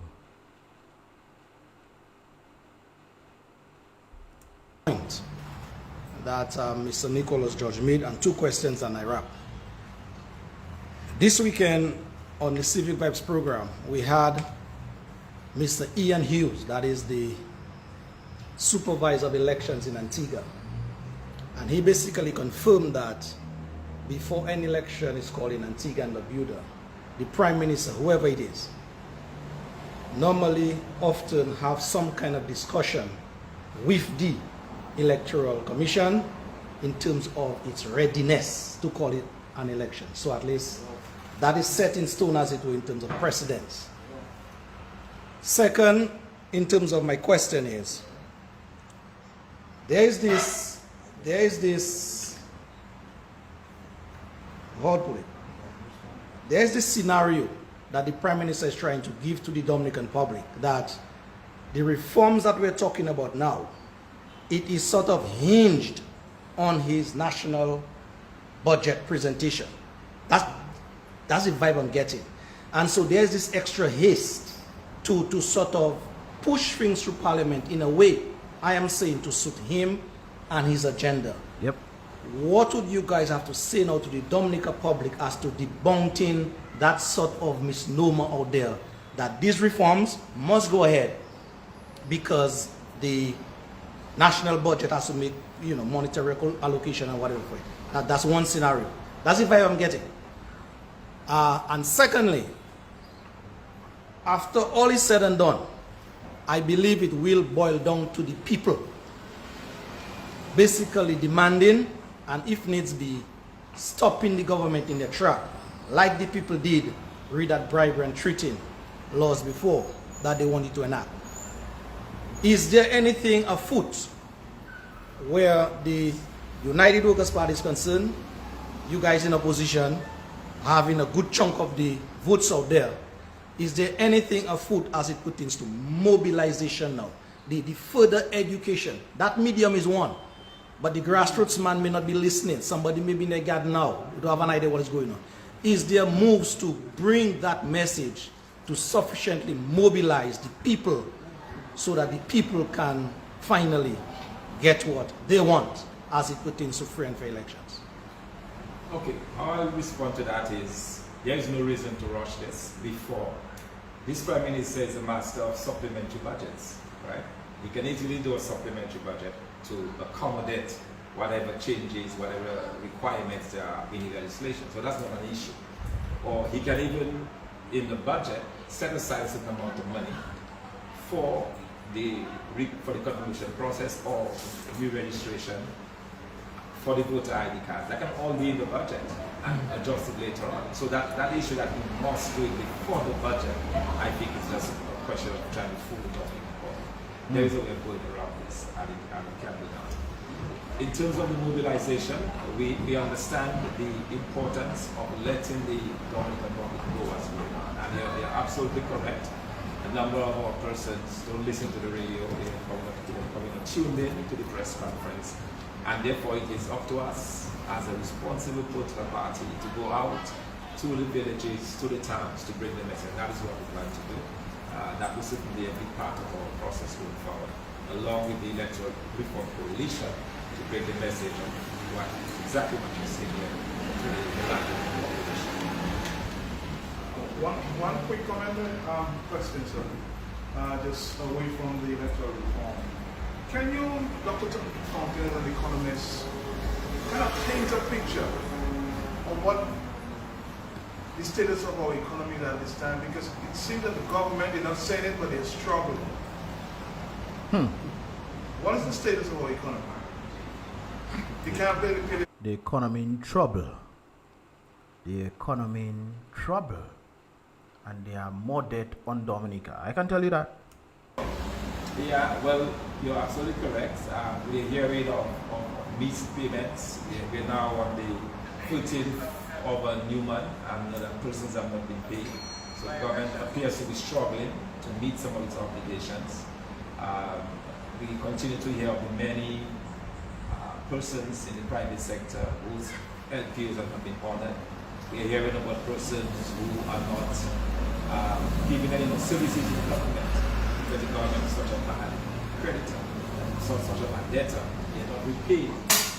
That's one of the reasons why the banks don't want to give the government of Dominica any more money. Yet still the very banks will give other countries money because they have more faith in other countries than the very government that they have a bank in the same country with. So there seems to be some cash flow issue that this government is experiencing, and it has a lot to do with the fact that this economy has not gone anywhere. As I said, some of the persons who were there recently, like the Haitians, are leaving in large numbers. People who are in the country saying that things are not moving. So it is very clear to me, as an economist, that this economy is stopping with us. They're not going forward at all. And you will find a lot more of that happening. What you'll also begin to see, as we have seen already, some arbitrary increases on electricity, on water, yep, on different on port charges, on taxes and duties and so on. But the government is in a desperate state of trying to raise resources. It also owes the National Bank close to $390 million, which is putting on a tremendous stress on the financial system. So, as of June 2022, as of June 2022, I think, let me see. Let's see if I have it correct, brothers and sisters.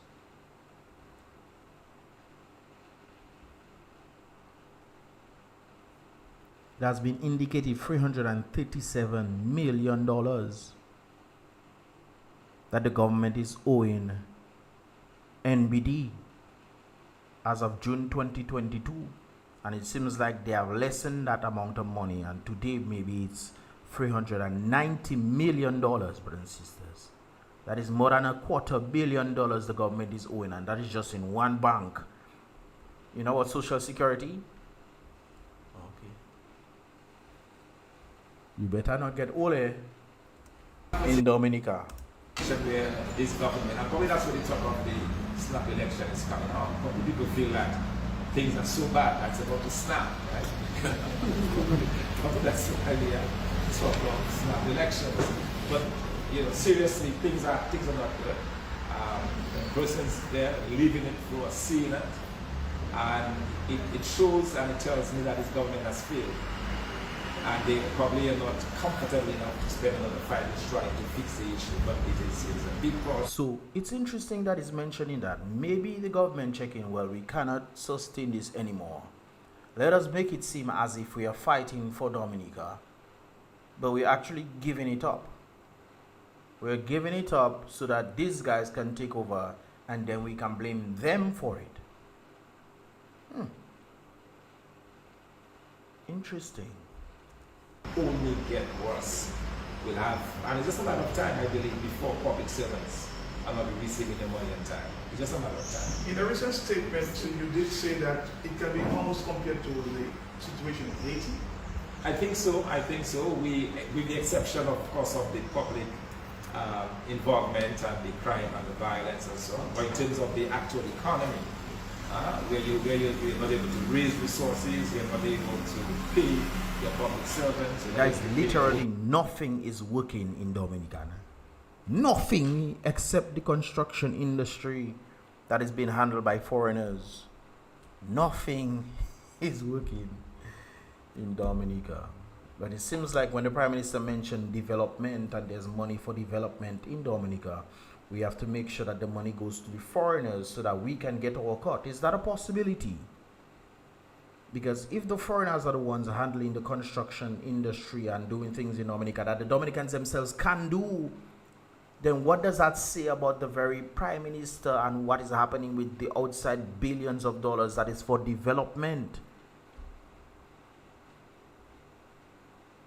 Maybe I am so greedy that I don't care. I want to put things for myself still. That's why we keep hearing about planes coming from the wherever with a load of cash. We don't know if that is the truth, but that would make sense. Because certain things you cannot pass on to banks because it'll be on record. And therefore you have to fly back and forth to get monies and put monies in planes, and then, you know. I don't know, I'm just saying. Honor your bills. That's what this government is. So it's not far-fetched. It's certainly something that they're saying that this government is in some serious trouble. Oh, in deep shit, in SHIIITE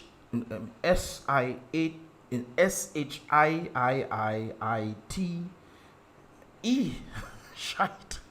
Reason to give the electoral reforms and then look about. But the people are allowing that to happen to themselves, but yeah. Afterwards. Ladies and gentlemen, Dr. Remington, want to make a comment? No. Yes. You mentioned the issue of non-payments. I mentioned speaking on the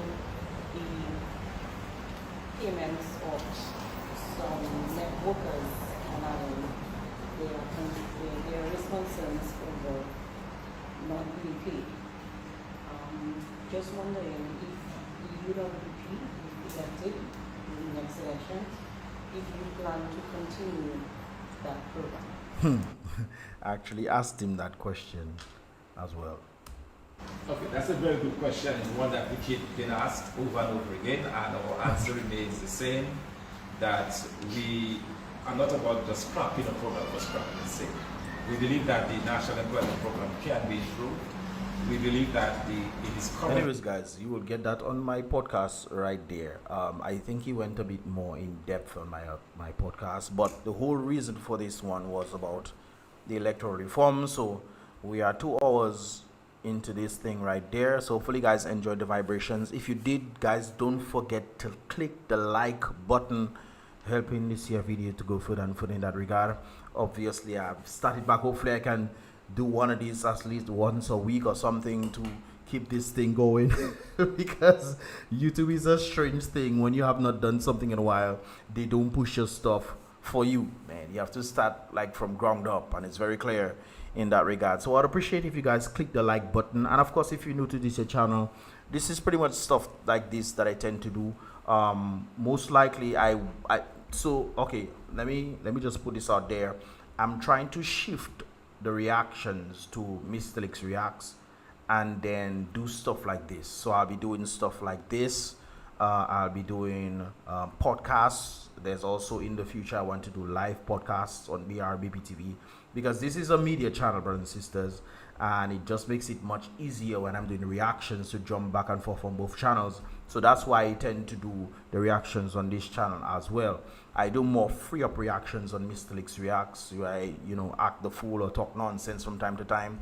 And this is why I have separated this type of reactions to the ones that I did on Mr. Licks Reacts channel, where you talk about nonsense, relationships or whatever, and then on BrBpTV you talk about more serious stuff. So that's why there's a big difference when it comes down to the reactions in that regard. But I can do that on Mr. Licks Reacts channel, where I focus, like let's say I do the serious stuff in the morning time or in the early afternoon or late afternoon, and do more free up reactions like early afternoon or in the morning time. So that's something that I want to look into, and then do more stuff like this so that we can have more of a media frenzy vibrations. The reactions are media friendly as well, but it's just that to keep with YouTube policies and different things, because they're trying to figure out what am I doing. Am I doing reactions? Am I doing podcasts? What exactly am I doing? If I'm doing a number of things, it kind of confuse the channel. And this is something what I used to do back in the day, confusing my channel. So guys, I guess as time goes by, we'll see how the metamorphosis takes place. But I would appreciate, like I said it before, that you guys subscribe to this here channel, as well as Mr. Licks Reacts, and of course the vlogs. I'm gonna be dropping a lot of vlogs on the end of June. I'll be in St. Kitts. Big up to the St. Kitts government and the St. Kitts Music Festival. They are definitely having me be a part of their music festival. So kudos to them for that one right there. So looking forward to that vibrations. More stuff will come. And of course, guys, I appreciate you guys for being a part of this vibrations with me. But it's vital, brothers and sisters, it's vital that proper electoral reform needs to take place so that Dominica can finally start moving forward. We have been, according to Reginald, we have been last for far too long. And therefore, change needs to be had, brothers and sisters, with the very people that say we have been last for far too long. Anyways, guys, about Mr. Licks on this here BrBpTV reaction, live reaction vibrations. Thanks for watching. Like I said before, if you have not done so, subscribe. And of course, guys, I'll see you guys in the next reaction vibrations. Be real, guys. Be positive.